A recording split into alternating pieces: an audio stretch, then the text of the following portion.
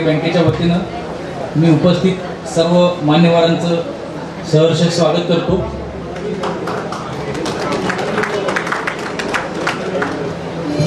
आपल्याला आजच्या या उद्घाटन कार्यक्रमाप्रसंगी जे थोर व्यक्तिमत्व लाभलेलं आहे, तर म्हणजे कराडवासियांना प्रमुख पाहुण्यांचा परिचय मी करून देणं म्हणजे माझ्यापेक्षा जास्त त्यांना खरं म्हणजे माहिती आहे, तरी पण कार्यक्रमाची औपचारिकता आहे। आणि खरं म्हणजे आम्ही त्यांच्या पहिल्या भेटीतच खूप भारावून गेलो होतो। आम्ही जेव्हा त्यांना भेटायला गेलो होतो तेव्हा सर या वयामध्ये सुद्धा ऑपरेशन करून 2 ऑपरेटिव्ह करून आम्हाला त्याच उत्साहाने भेटायला आले होते।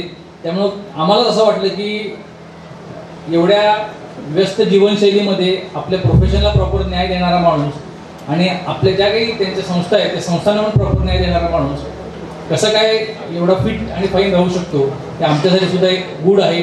त्यामुळं आम्ही पहिल्याच भेटीमध्ये सरांच्या प्रभावित झालो आहे। डॉक्टर सुरेश बाबा भोसले यांचं लौकिक शिक्षण जर बघितलं तर त्यांनी 1980 मध्ये MBBS पूर्ण करून 1983 मध्ये MS जनरल सर्जरी ही पदवी संपादन केली। 1985 पासून त्यांनी Krishna institute of medical sciences Karad येथे असिस्टंट प्रोफेसर ऑफ सर्जरी म्हणून सुरुवात केली। त्यानंतर असोसिएट प्रोफेसर, त्यानंतर प्रोफेसर ऑफ सर्जरी अशा विविध जबाबदाऱ्या त्यांनी पार पाडल्या। सरांचा जो हातगुण आपण ज्याला म्हणतो किंवा स्पेशालिटी जी आहे ती कर्करोगाची जी शस्त्रक्रिया आहे, ब्रेस्ट कॅन्सर आपण ज्याला म्हणतो, या क्षेत्रामध्ये सरांचा खूप मोठा हातखंडा आहे आणि जवळपास 3000 पेक्षा अधिक शस्त्रक्रिया सरांनी यशस्वीरित्या पूर्ण केल्या आहेत। वैद्यकीय क्षेत्रामध्ये एवढं मोठं नाव असलेला माणूस केवळ वैद्यकीय क्षेत्रापुरता मर्यादित राहिलेला नाही, तर शैक्षणिक आणि संशोधन क्षेत्रामध्ये सुद्धा सरांचं काम खूप मोठं आहे। 2005 साली त्यांनी कृष्णा विश्वविद्यापीठाचं पहिले कुलगुरू म्हणून त्यांची नियुक्ती झाली। त्यानंतर त्यांनी डेंटिस्ट्री, नर्सरी, फिजिओथेरपी, बायोटेक्नॉलॉजी यासारख्या विविध शाखा ज्या आहेत त्या सुरू केल्या। त्यांनी पोस्ट ग्रॅज्युएट टीचर आणि PhD ला गाईड या प्रकारची कामं सुद्धा अत्यंत कुशलतेनं हाताळलेली आहेत। कृष्णा हॉस्पिटल हे 1225 बेडचं सुपर स्पेशालिटी हॉस्पिटल आहे।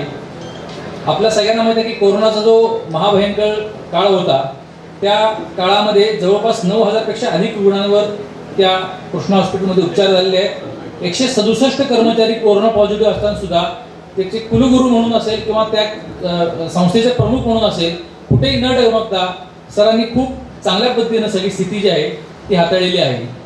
खरं म्हणजे सहकार क्षेत्राकडे आजकाल बघण्याचा दृष्टिकोन बदलला, पण सहकार मंत्रालय जेव्हापासून स्थापन झालं तेव्हापासून तो बघण्याचा दृष्टिकोन थोडासा पॉझिटिव्ह झाला असं म्हणायला हरकत नाही।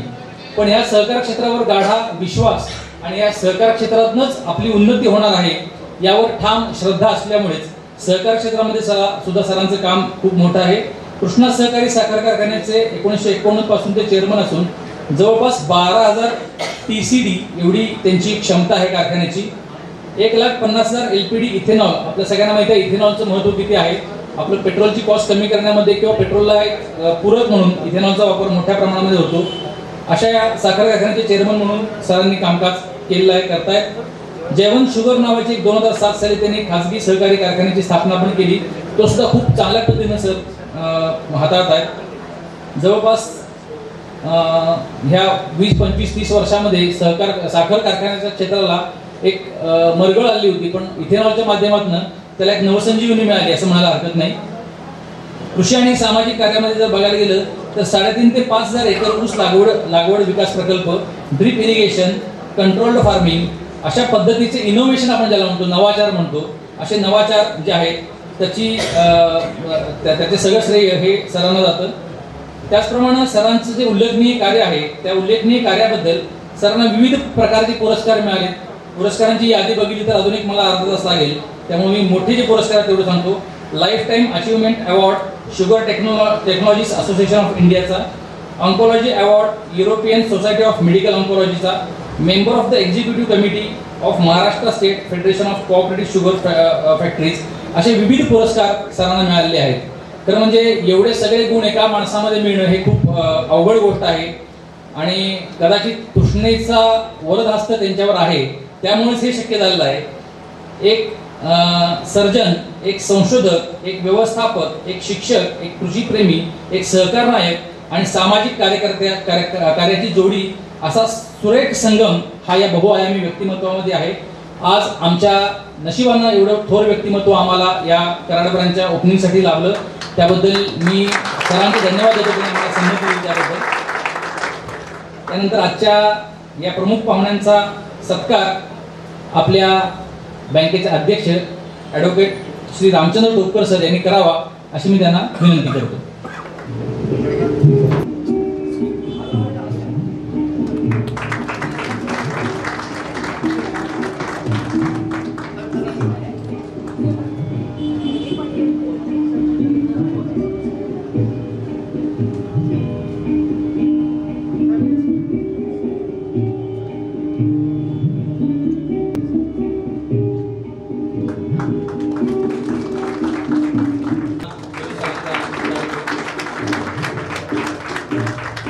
आणि सरस्वती एके ठिकाणी नांदत नाही असं आपण ऐकतो, पण या व्यक्तिमत्वाकडे बघितल्यानंतर आपल्याला ती म्हण काही ठिकाणी अपवाद. शहरामध्ये शाखा काढायची ठरवलं त्यावेळी आमच्या समोर जागेचा मोठा प्रश्न होता आणि हा जागेचा प्रश्न ज्यांनी अत्यंत सुलभतेने आमचा मोकळा करून दिला की बाबा तुम्ही काही टेन्शन घेऊ नका, सगळं आहे आपल्याकडे व्यवस्थित, असे माननीय जयेश शहा साहेब यांचा सत्कार आपल्या बँकेचे उपाध्यक्षांनी करावा असं मी विनंती करतो.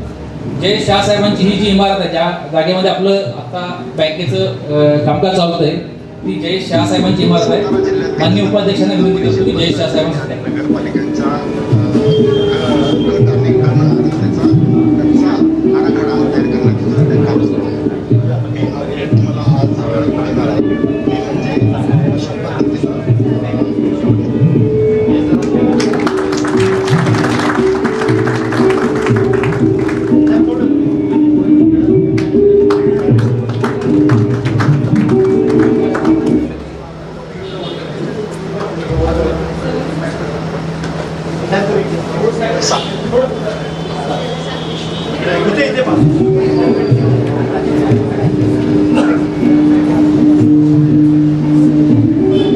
जयेश शहांच्या बरोबर त्यांचे जावई अजिंक्य देव आपण मराठी चित्रपटसृष्टीत नाव ऐकलंय, पण हा जो अजिंक्य आहे तो खरंच बहुआयामी आहे.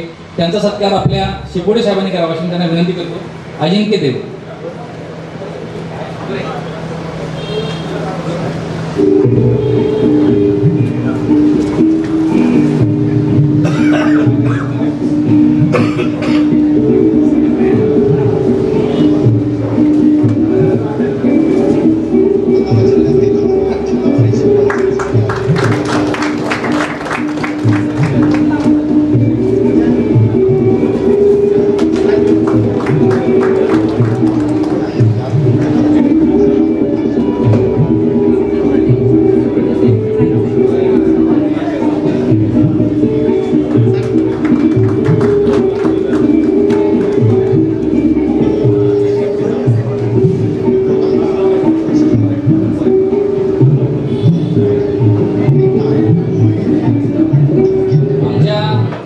आमच्या या कार्यक्रमाला ईशाचा म्हणजे देवाचा आशीर्वाद आहे, कारण आम्हाला प्रमुख पाहुणे लागले ते सुरेश बाबा, ज्यांनी मदत केली ते जयेश बाबा, आणि आता त्यानंतर ज्यांनी आम्हाला इथं फ्रॉम डे फर्स्ट सगळा जो काही सहकार्य आहे इथली जागा दाखवणे याच्यासाठी, त्याचबरोबर सगळ्या प्रकारची मदत आमचे मित्र रुपेश कुंभार केले यांनी केलेले आहेत. त्यामुळे रुपेशना विनंती करतो त्यांनी मंचावर यावं आणि साळुंखे साहेबांना विनंती करतो की त्यांनी रुपेश कुंभार यांचा सत्कार करावा.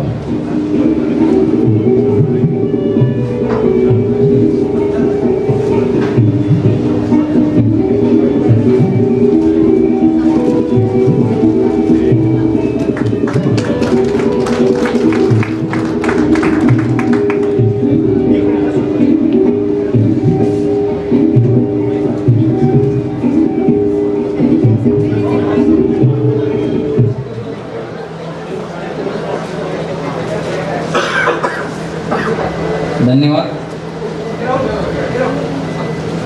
या सत्कार समारंभानंतर मी आपल्या बँकेचे अध्यक्ष ॲडव्होकेट रामचंद्र टोपकर साहेब यांना विनंती करतो की त्यांनी आजच्या कार्यक्रमाचं प्रस्तावित करावं.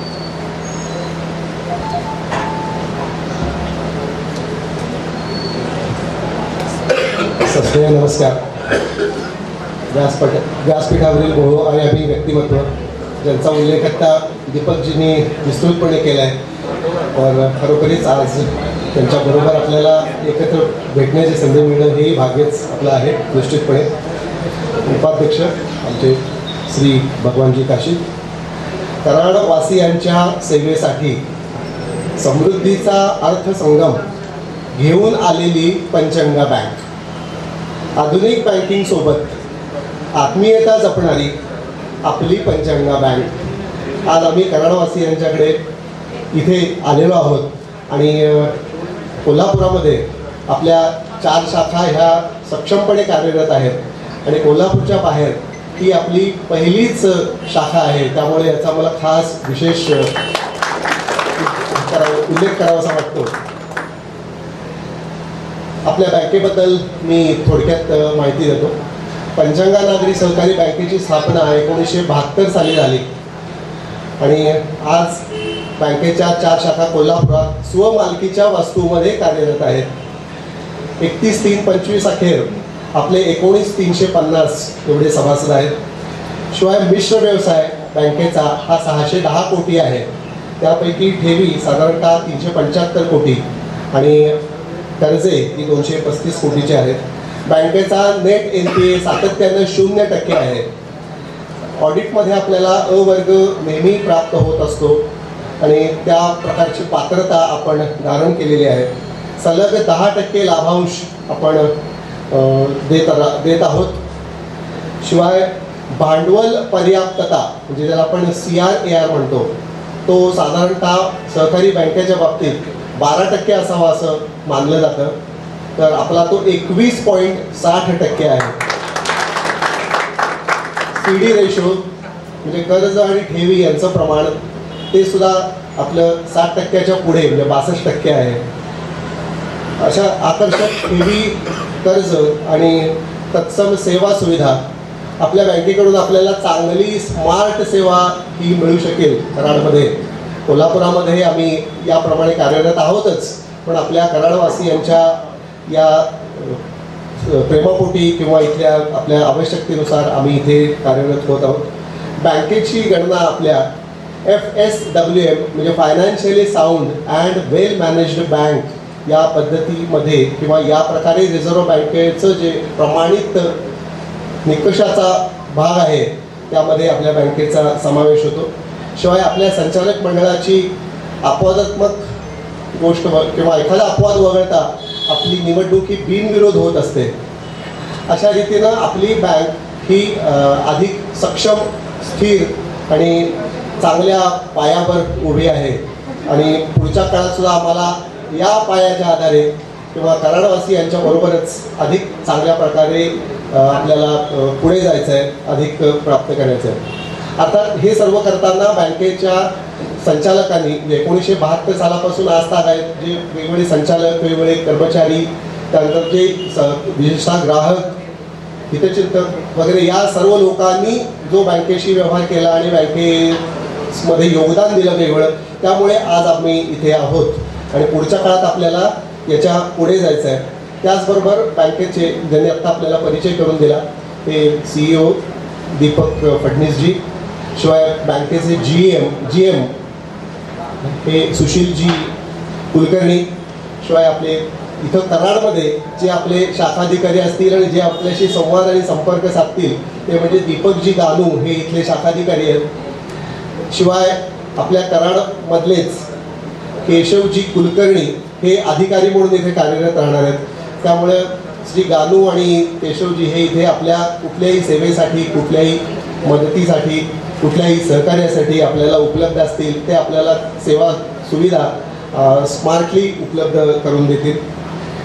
आता एवढं सगळं असल्यानंतर पुढे काय, तर पुढे म्हणजे बँकेने विजन डॉक्युमेंट सुद्धा तयार केलं आहे आणि या विजन डॉक्युमेंटच्या आधारे आपल्याला 2030 पर्यंत साधारणतः मिश्र व्यवसाय 1100 कोटीपर्यंत आपल्याला नेण्याचं उद्दिष्ट आपण ठेवलं आहे. त्याचबरोबर शाखा विस्तार पण आपल्याला करायचं आहे. कराडची शाखा हा त्या शाखा विस्ताराचाच एक भाग आहे. शिवाय बँक आपल्याला येणाऱ्या बदलत्या आधुनिक काळामध्ये तांत्रिक कसोटीवर अधिक सक्षम करायची आहे किंवा ती काळाची गरज पण आहे. आणि या सगळ्या पायाभूत सुविधा उपलब्ध करून देणे आणि बँक अधिक प्रगतीच्या गुणात्मक आणि संख्यात्मक पद्धतीने प्रगतीच्या वाटेवर कामकाज चालू ठेवणे, मार्गक्रमण करणे हे बँकेचं उद्दिष्ट आहे. बँकिंग व्यवहाराबरोबरच पर्यावरणपूरक उपक्रम, बँकिंग जागरूकता अभियान, त्यानंतर वेगवेगळे महिलांसाठी, लहान मुलांसाठी सुद्धा आम्ही बँकेचे साक्षरता शिबिर घेतलं होतं. लहान मुलांसाठी म्हणजे शाळेत जाणाऱ्या लहान मुलांसाठी, तर ते केलं होतं. कराडवासियांसाठी निश्चितपणे आपल्याला या वास्तूतून ही मोठी आहे, आता ज्या JHGचा उल्लेख केला, ही वास्तू ही आपल्याला सोयीची आणि एकंदरीत सुविधा देणारी वास्तू आहे. या निमित्तानं सगळे आपल्याला वेगवेगळ्या CCTV, त्यानंतर बँकेचे इथले इन्फ्रा तयार करणारे, त्यानंतर स्वानंदजी ढोले, अशा सर्वांनी आपल्याला इथे विविध सेवा आणि माहिती उपलब्ध करून दिली.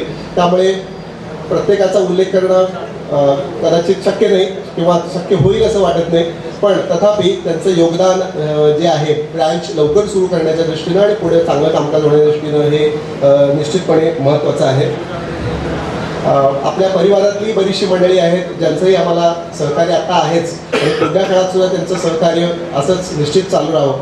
इथलेही व्यापारी, उद्योजक, व्यावसायिक आणि हितचिंतक वगैरे यांनी आपल्या बँकेशी व्यवहार सुरू करावेत. आपल्या बँकेचे खातेदार आणि ग्राहक म्हणून सुद्धा आमची प्रतिनिधी मंडळी जी आहेत ही त्यांच्याशी संपर्क करतील, तर त्या दृष्टीनेही आपण बँकेच्या चांगल्या सेवेचा लाभ घ्यावा. म्हणजे व्यापारी, व्यावसायिक हे सुद्धा मोठे व्हावेत आणि बँकसुद्धा त्यांच्याबरोबर अधिक वाढावी, ही अशी विन विन सिच्युएशन असावी असं आपल्याला वाटतंय.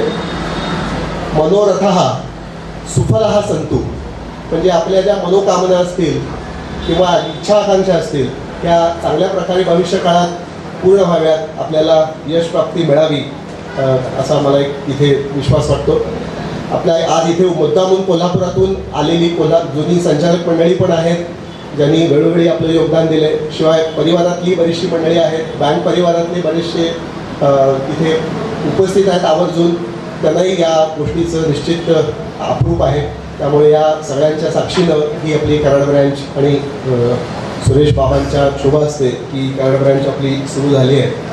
आता शेवटी शब्द झाले ठेंगणे व्यक्त कराया भावना, शब्द झाले ठेंगणे व्यक्त कराया भावना, स्नेहाने वंदितो तुम्हा आनंद हृदयी मावेना, आनंद हृदयी मावेना. धन्यवाद. जय हिंद, जय महाराष्ट्र, जय सहकार. संगम झालाय तो त्रिवेणी संगम असेल किंवा पावन संगम असतो.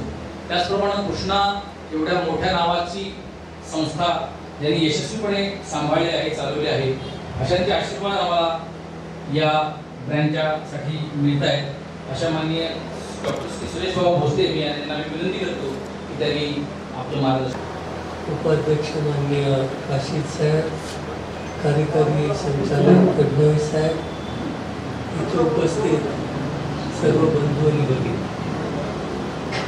पश्चिम महाराष्ट्रामध्ये ज्या संस्था झाल्या त्या प्रामुख्यानं त्या संस्थेनी त्या भागातल्या नदीची नावं घेतली.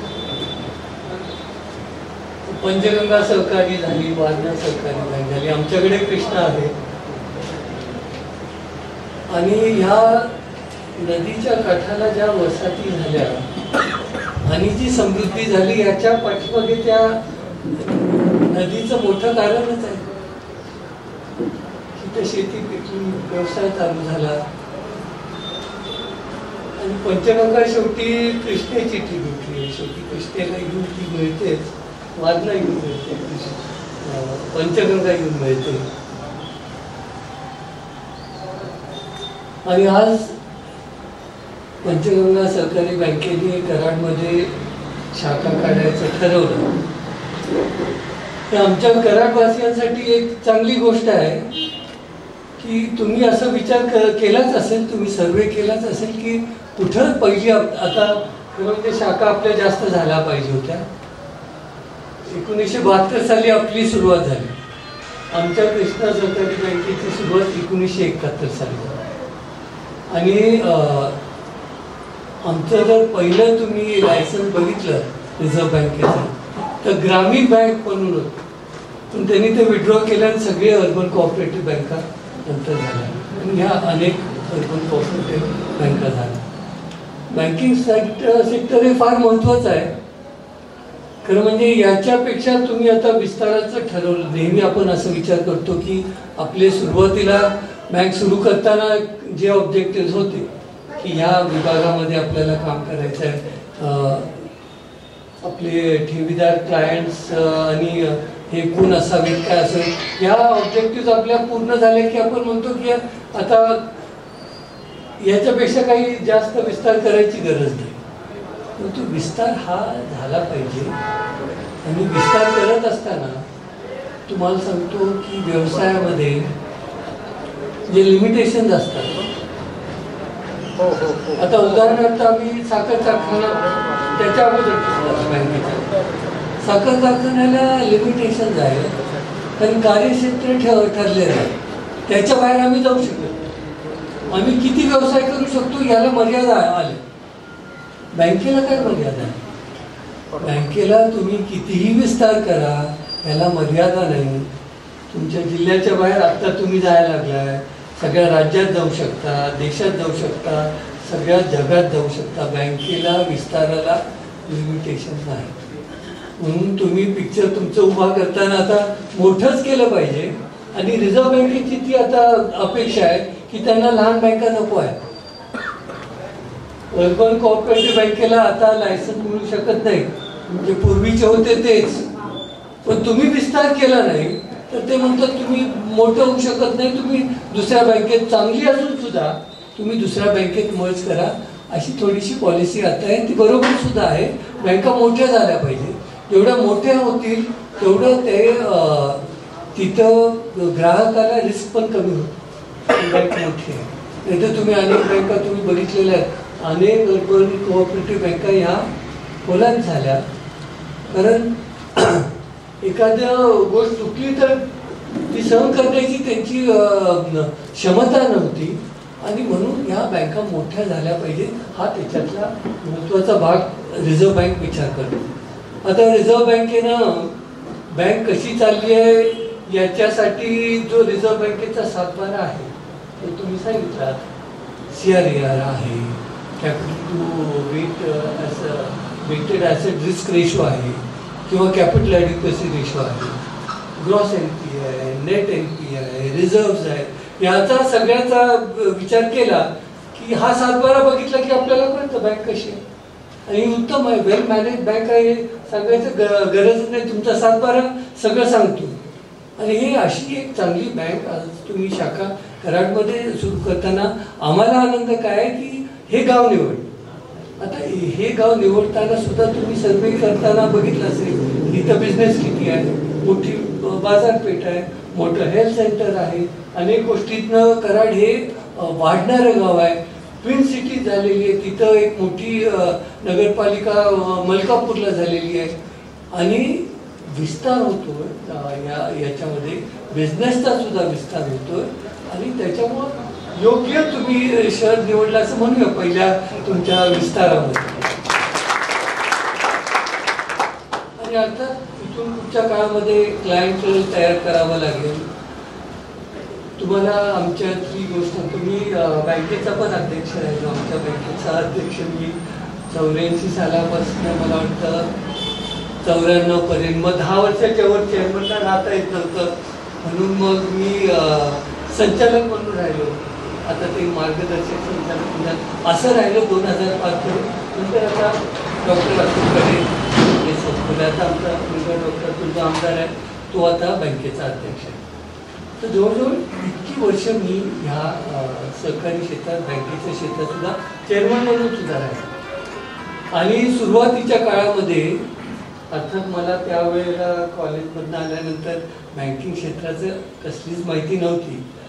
आणि आमचं पहिलं RBIचं इन्स्पेक्शन ज्यावेळेला आलं त्यावेळेला थोडं थोडं समजायला लागलं. आणि तिथं एक राव म्हणून हे RBI इन्स्पेक्टर आले आणि बऱ्याचशा गोष्टी पहिल्या इन्स्पेक्शनमध्येच मी त्यांच्याकडनं समजून घेतली. त्यांनी 1-2 गोष्टी मला सांगितलेल्या नेहमी मी सांगतो कारण ते बेसिस आहे. ते म्हणले की सगळ्यात महत्त्वाचं तुम्ही लक्षात घ्या की कर्ज देण्याची जबाबदारी ही संचालक मंडळाची जबाबदारी आहे. तुम्ही असं म्हणू शकत नाही, ही जबाबदारी तुम्ही टाळू शकत नाही. आणि हे तुम्ही व्यवस्थित करणं सगळ्यात महत्त्वाचं. आणि व्यवस्थित करत असताना अजून एक गोष्ट लक्षात ठेवा, त्यावेळेला त्यांनी सांगितली की तुमचा लोन पोर्टफोलिओ डायव्हर्स ठेवा. कुठल्याही एका सेक्टरमध्ये, आता इथं शेती आहे तर सगळे पैसे शेतीला देऊ शकत नाही, किंवा साखर कारखान्याला देऊ शकत नाही, किंवा आणि बिल्डर्सला देऊ शकत नाही. आणि ह्याचं एक मला त्याची जाणीव झाली की कोविडच्या काळामध्ये ज्या वेळेला इन्स्पेक्शन झाले आणि ज्या वेळेला परत रिझर्व्ह बँकेचे इन्स्पेक्शन, त्याला प्रत्येकाला त्या इन्स्पेक्टरला मी भेटतच होतो. तर तो इन्स्पेक्टर म्हणला की कोविडच्या काळामध्ये सुद्धा तुमच्या कृष्ण सहकारी बँकेचं अतिशय चांगलं आहे परफॉर्मन्स. आणि मी म्हटलं असं का म्हणता? म्हणजे आता याच्या अगोदर मी अनेक पुण्याच्या मोठ्या मोठ्या बँकेचं आता ऑडिट करून आलो आणि तिथं असं लक्षात आलं की त्यांनी सगळे पैसे त्यांचे या इन्फ्रास्ट्रक्चर आणि बिल्डर्सच्या क्षेत्रामध्ये पैसे दिलेले होते आणि ते सेक्टर डाऊन झाले. सेक्टर डाऊन झालं, सगळ्या बँका अडचणीत. कुठल्याही एका सेक्टरला किंवा एका व्यवसायाला पैसे देऊन उपयोग नाही.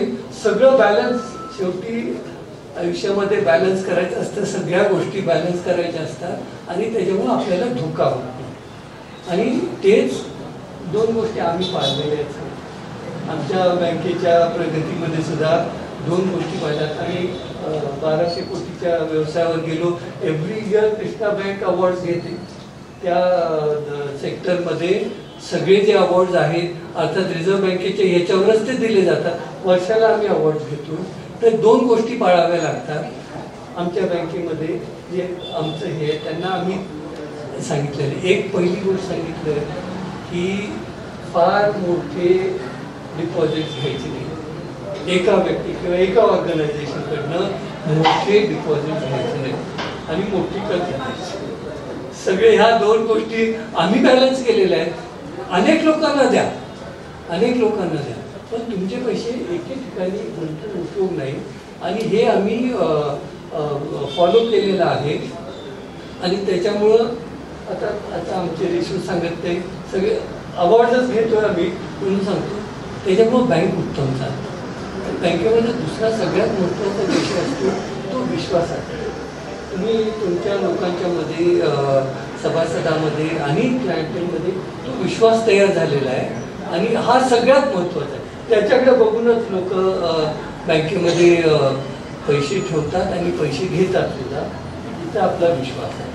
आणि माझी खात्री आहे की इथं सुद्धा जसं तुमच्या वर्गामध्ये तुम्ही विश्वास तयार केला, इथं सुद्धा तुमचा होईल. तर अतिशय चांगलं तुमचं हे ट्रॅक रेकॉर्ड.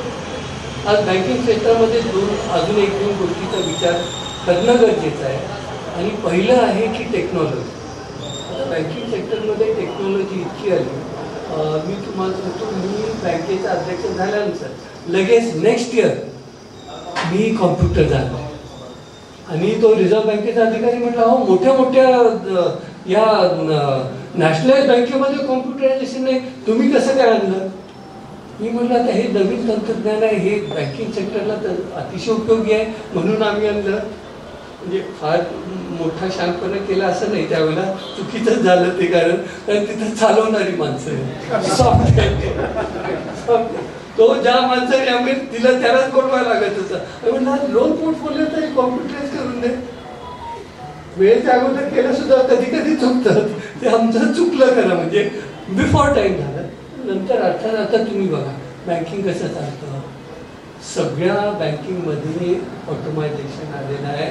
माणसाचा आता सगळीकडे जशा IT कंपनीत वर्क फ्रॉम होम करतात तसं बँकेमध्ये यायला किती वेळ लागणार आहे? असंच होणार आहे. घरी बसून सुद्धा करू शकतो.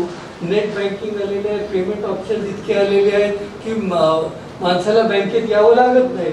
आणि बँकेनं दुसरी एक गोष्ट केलेली आहे की इतक्या तुम्ही सर्व्हिसेस देतात की मनुष्य म्हणतो बरं आहे, बँकेकडनं माझं सगळं होतं, माझं लाईटचं पण बिल भरताय तुम्ही, माझे जे बिझनेस हे आहेत ते सुद्धा तुम्ही इथं बसल्या बसल्या करताय, मला बँकेत यावंच लागत नाही.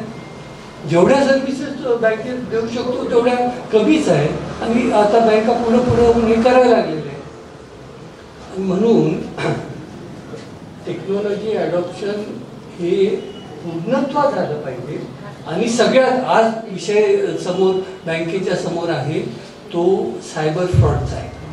आता सायबर सिक्युरिटी हे सगळ्यात, आता तुम्ही काय ॲडॉप्ट केले मला माहीत नाही, ती तुम्हाला बेस्टच ॲडॉप्ट करायला पाहिजे.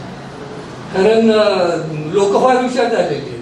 एक पाऊल म्हणजे चोर पोलिसाची लढाई आहे तसंच आहे, तो एक पाऊल पुढे जात होतो. आणि तुम्ही बघता की डेली ट्रान्झॅक्शनमध्ये सुद्धा मोठा धोका अनेक बँकेला झालेला आहे. त्याच्यामुळं तिथं आपण व्यवस्थित असणं हे फार महत्त्वाचं. आणि एक शेवटचं आता जास्त वेळ घेत नाही, हे सांगतो की या सेक्टरचं काय म्हणतं. आता हे सर्व्हिस सेक्टर आहे. तुम्हाला माहिती आहे का की भारताच्या GDP मध्ये सर्व्हिस सेक्टरचं कॉन्ट्रीब्युशन मोर दॅन 50%, 50 to 53% हे सर्व्हिस सेक्टरचं कॉन्ट्रीब्युशन. मॅन्युफॅक्चरिंग सेक्टरचं 20-22% आहे. आणि ज्या व्यवसायावर 60-65% लोक अजूनही जी आपली उपजीविका करतात ते ॲग्रिकल्चर सेक्टरचं कॉन्ट्रीब्युशन ओनली 12%. म्हणजे आता हे याची ही विषमता आहे. पुढच्या काळामध्ये याच्यात बदल झाला पाहिजे हे निश्चित आहे. पण सर्व्हिस सेक्टरचं महत्त्व काय असेल, म्हणून याच्यात बँकिंग सेक्टर हा सगळ्यात मोठा त्याच्यात सर्व्हिस देणारा सेक्टर आहे. आणि हा आपल्या देशाला पुढं नेतोय, आपल्या भागाला पुढं नेतोय. आणि म्हणून तुमचं कॉन्ट्रीब्युशन जे राहणार आहे, बँकेचं जे राहणार आहे, एक नॅशनल कॉन्ट्रीब्युशन आहे. कॉन्ट्रीब्युशन टू नॅशनल वेल्थ आहे, कॉन्ट्रीब्युशन टू नॅशनल ग्रोथ आहे, असं हा सेक्टर आहे. आणि याच्यात काम करण्याची ज्यांना ज्यांना संधी होईल त्यांनी आपल्याला भाग्यवान समजेल की आम्हाला एवढं कॉन्ट्रीब्युशन करता येतो. देश वाढवण्यामध्ये, देशाच्या ग्रोथमध्ये आम्ही कॉन्ट्रीब्युटर आहोत. सगळ्यात मोठी अभिमानाची गोष्ट. आता आपला जास्त वेळ घेत नाही. आज पहिल्याच दिवशी तुम्ही काय अनाऊन्स केलं नाही किती डिपॉझिट्स गोळा केलेत. आणि नॉर्मली हे काय करतात, ही पद्धत झाली आपल्याकडे की पहिल्याच दिवशी अगोदर सगळं ग्राउंड वर्क केलेलं असतं. तुम्हाला करण्याची गरज नाही. तुम्हाला तिथं डिपॉझिटर पण मिळणार, लोनधारक पण मिळणार. आणि तुमच्या वर्किंगच्या पद्धतीमध्ये जे एक प्रत्येक संस्थेचं एक कल्चर असतं, वर्किंग कल्चर असतं. वर्किंग कल्चर चांगलं असतं आपल्याला कशाची अडचण नाही. म्हणून आमचा विस्तार होत असताना सुद्धा आम्ही ते वर्किंग कल्चर असं ठेवलं की त्या सिस्टीममध्येच सगळ्यांना काम करायला. आणि मग आपली प्रगतीच होत राहते. तुम्हाला इथं बोलवण्याबद्दल आपले आभार मानतो, सन्मान केल्याबद्दल आपले आभार मानतो. आणि तुमच्या ह्या व्यवसायाबरोबर कसलीही तुम्हाला अडचण आली काय आली तर आम्ही इथं तुम्हाला मदत करायला तयार आहोत. जय हिंद, जय महाराष्ट्र.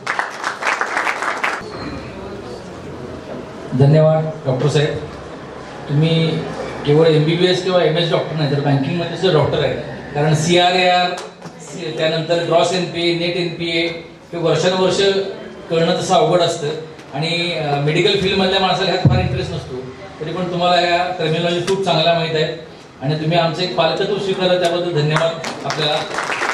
यानंतर आभार प्रदर्शनासाठी मी आपल्या बँकेचे ज्येष्ठ संचालक श्री राजाराम शिपुडे साहेबांना विनंती करतो.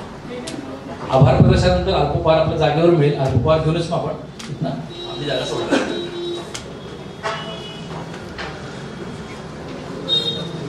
नमस्कार. कोयना आणि कृष्णा नदीच्या संगमावर, प्रीती संगमावर वसलेले एक ऐतिहासिक, सांस्कृतिक, आर्थिक आणि औद्योगिक क्षेत्रामध्ये महत्त्वपूर्ण योगदान देणाऱ्या ह्या नगरीमध्ये, कराड नगरीमध्ये पंचगंगा नागरी सहकारी बँकेची 5वी शाखा या सृजनशील व्यक्तिमत्वाच्या शुभ हस्ते आज सुरुवात झाली.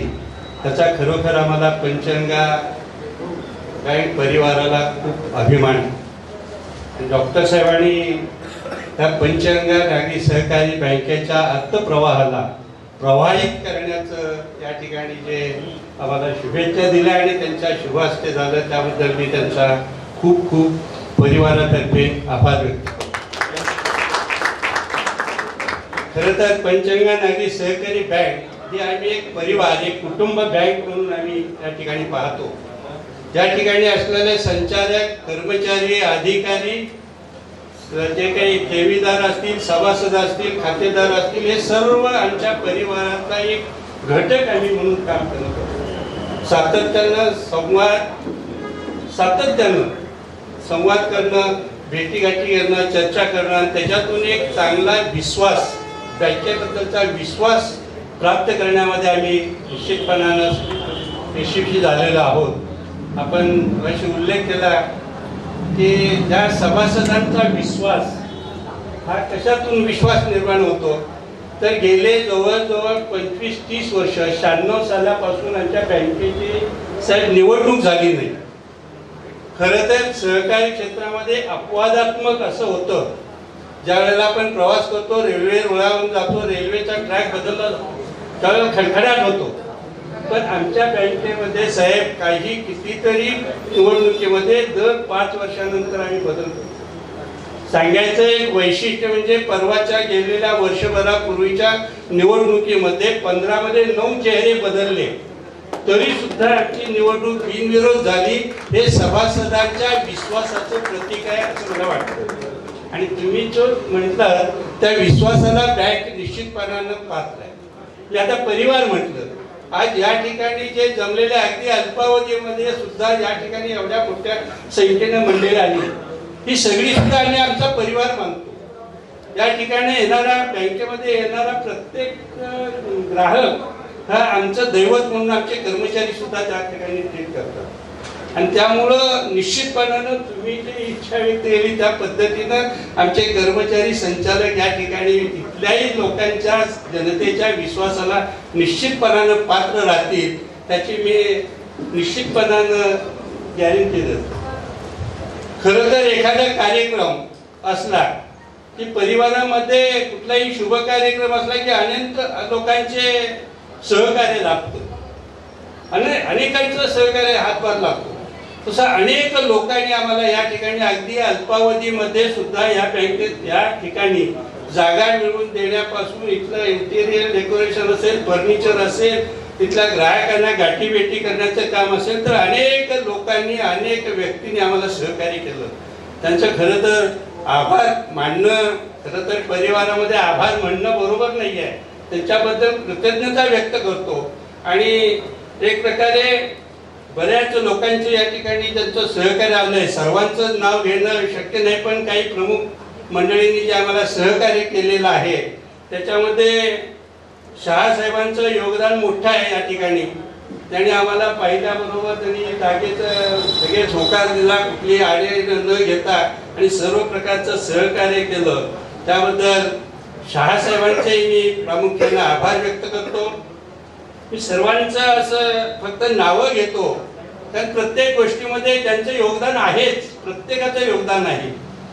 त्याच्यामध्ये साहेबांच्या बरोबर, डॉक्टर साहेबांच्या बरोबर मकरंद बर्वे असतील, शशिकांत फिरंगी असतील, विजयराव जोशी, वैभव डुबल, रुपेश कुंभार,